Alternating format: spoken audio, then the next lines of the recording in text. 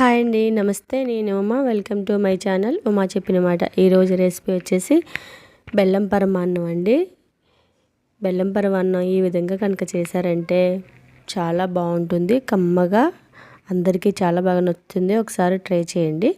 ఎవరైనా మన ఛానల్ని ఫస్ట్ టైం చూస్తున్నట్టయితే ఛానల్ని సబ్స్క్రైబ్ చేసుకోండి, పక్కన ఉన్న బెల్ సింబల్ని యాక్టివేట్ చేసుకోండి. ఇప్పుడు ప్రాసెస్ చూద్దాము. వెడల్పాటి గిన్నె తీసుకొని అందులో 1.5 లీటర్ వరకు చిక్కటి పాలను వేసుకోవాలి. చిక్కటి పాలతో చేసుకుంటేనే ఈ పరమాన్నం చాలా రుచిగా ఉంటుంది. ఇప్పుడు ఇందులో 1/2 గ్లాసు వరకు సగ్గు బియ్యాన్ని వేసుకుని వాటర్ వేసి ముందుగానే ఒక 10 నిమిషాలు నానబెట్టుకోవాలి. ఇప్పుడు రైస్ని కూడా శుభ్రంగా కడిగి తీసుకోవాలి. నేను 1.5 లీటర్కి గ్లాసున్నర రైస్ వేసుకుంటున్నాను. 1/2 గ్లాసు సగ్గు బియ్యం.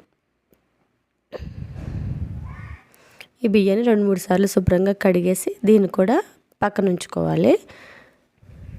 పాలు బాగా పొంగు వచ్చిన తర్వాత ఇలా మరుగుతూ ఉన్నప్పుడు మనం కడిగి నానబెట్టుకున్నాం కదండి ముందుగానే, ఆ సగ్గు బియ్యాన్ని ఇందులో వేసుకోవాలి. సగ్గు బియ్యం వేసుకున్న తర్వాత కడిగి పెట్టుకున్న బియ్యాన్ని కూడా వేసుకుని బాగా ఉడికించుకోవాలి. సగ్గు బియ్యం వేసిన తర్వాత మనకి పాలు అనేవి పొంగు రాకుండా చూసుకోవాలి. చిన్న మంట మీద పెట్టి నెమ్మదిగా ఈ పాలలో ఈ రైస్ని సగ్గు బియ్యాన్ని ఉడికించుకోవాలి. పొంగు వస్తే కనుక మనకి రుచి అనేది పోతుంది. కాబట్టి గరిటెతో కలుపుకుంటూ సగ్గు బియ్యం వేసిన తర్వాత పొంగు రాకుండా చూసుకోవాలి. మనం మంచి ఆర్గానిక్ బెల్లం వేసుకుంటే, రంగులేని బెల్లం పరమాన్నం చాలా రుచిగా ఉంటుందండి. ఈ బెల్లాన్ని ఇలాగ మెత్తగా దంచుకొని రెడీగా పెట్టుకోవాలి. పరమాన్నం ఉడికిందండి. చూడండి, రైసు సగ్గుబియ్యం అంతా కూడా బాగా ఉడికి పాలలో ఇలా మరి బిగుతుగా కాకుండా మరి లూజ్గా కాకుండా ఈ విధంగా ఉండాలి. మనకి బెల్లం వేసిన తర్వాత ఇంకాస్త లూజ్ అవుతుంది పరమాన్నం. ఇది ఉడికిపోయిన తర్వాత ఇప్పుడు జీడిపప్పు, కిస్మిస్ అవి వేపుకొని తీసుకుందాము. ఒక మూకిళ్ళలో కొద్దిగా నెయ్యి వేసుకుని జీడిపప్పుని మంచి దోరగా వేయించుకొని తీసుకోవాలి. ఎక్కువగా వేగనివ్వకూడదు, మాడు వాసన వచ్చేస్తాయి. జీడిపప్పు తీసేసుకున్న తర్వాత కిస్మిస్ని కూడా వేసి వీటిని కూడా బాగా వేపుకొని తీసుకోవాలి. పరమాన్నం బాగా ఉడికిపోయిందండి. ఇప్పుడు ఇందులో స్టవ్ ఆఫ్ చేసేసుకొని పరమాన్నం ఉడికిన తర్వాత స్టవ్ కట్టేసి అప్పుడు బెల్లాన్ని వేసుకోవాలి. ముందుగానే స్టవ్ మంట మీద ఉంచుకొని వేసుకున్నామంటే పాలు విరిగిపోతాయి. స్టవ్ ఆఫ్ చేసేసుకుని బెల్లాన్ని ఇందులో వేసుకోవాలి. మీ తీపి తగ్గట్టుగా బెల్లాన్ని వేసుకోవాలి. కొంచెం మంది తక్కువ తింటారు, కొంచెం మంది మరీ స్వీట్గా తింటారు. మీడియంగా వేసుకుంటే సరిపోతుంది.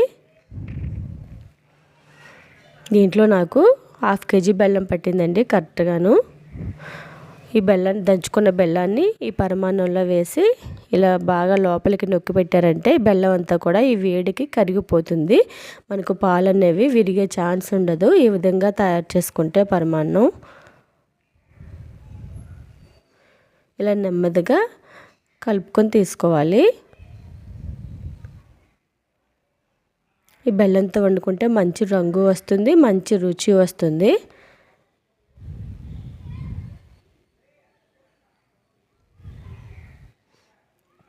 అందరికీ చిన్న రిక్వెస్ట్ అండి, మన ఛానల్ని ఇప్పటివరకు సబ్స్క్రైబ్ చేసుకోకపోతే సబ్స్క్రైబ్ చేసుకోండి, పక్కన ఉన్న బెల్ సింబల్ని యాక్టివేట్ చేసుకోండి.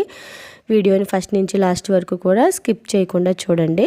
ఇందులోనే కొద్దిగా చిటికెడు ఉప్పు వేసుకోవాలి. ఏదైనా తీపి పదార్థం చేసేటప్పుడు కొద్దిగా చిటికెడు ఉప్పు వేసుకుంటే తీపి అనేది అడ్జస్ట్ అయ్యి మంచి రుచి వస్తుంది.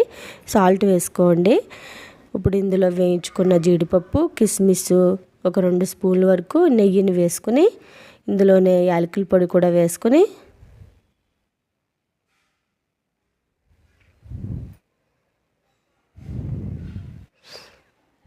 బాగా కలుపుకుంటే మనకి వేడివేడి పరమాన్నం రెడీ అయిపోతుందండి. ఇది వేడివేడిగా పైన ఇంకాస్త నెయ్యి వేసుకొని తింటే చాలా రుచిగా ఉంటుంది. చల్లారినా కూడా ఇది గట్టిపడదు. ఒకసారి ఈ విధంగా ట్రై చేయండి. ఇదేంటి వీడియో, మీకు ఈ వీడియో నచ్చిందని అనుకుంటున్నాను. ఇటువంటి మరిన్ని వీడియోస్ కోసం మన ఛానల్లో చాలా ఈజీగా అయిపోయే చాలా రకాల బ్రేక్ఫాస్ట్లు, స్వీట్లు ఉన్నాయి. అవన్నీ కూడా చూడండి. ఛానల్ని సబ్స్క్రైబ్ చేసుకోండి. Thank you.